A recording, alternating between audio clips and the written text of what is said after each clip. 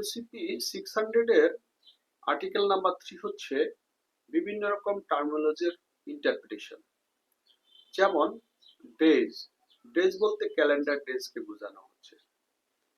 On about, on about, on অথবা about, on or about এর meaning হচ্ছে যে ক্যালেন্ডার ডে যে নির্দিষ্ট সময়টা আছে সেখান থেকে 5 ডেজ প্লাস মাইনাস, অর্থাৎ 5 দিন আগেও হতে পারে 5 দিন পরেও হতে পারে। আবার হচ্ছে দেখা গেল end of the month, end of the month হচ্ছে 21st থেকে last day of the month. এইভাবে বিভিন্ন রকম টার্মের ইন্টারপ্রিটেশন গুলো আর্টিকেল নাম্বার 3 তে পাওয়া যাবে ইউসিপি 600 এর। ইউসিপি 600 এর আর্টিকেল নাম্বার 4 এ কি বলা আছে? আর্টিকেল নাম্বার 4 হচ্ছে এলসি ভার্সেস সেলস কন্ট্রাক্ট।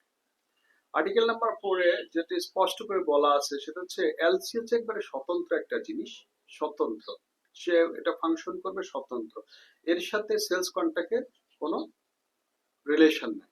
এখন সেলার এবং বায়ার অর্থাৎ এক্সপোর্টার এবং ইম্পোর্টারের মধ্যে যে সেলস কন্ট্রাক্টটা থাকবে সেটা এলসির সাথে কোনো রিলেশন নেই। এলসি হচ্ছে যে ব্যাংক এলসি থেকে পেমেন্ট দিবে, সেটা হচ্ছে ডকুমেন্ট যখন প্রপারলি সাবমিট করবে এলসি অনুসারে সে পেমেন্ট করে দিবে, এটা হচ্ছে ব্যাংকের কাজ। কিন্তু সেলস কন্ট্রাক্টে কি আছে এটার সাথে এটা এলসির কোনো সম্পর্ক না।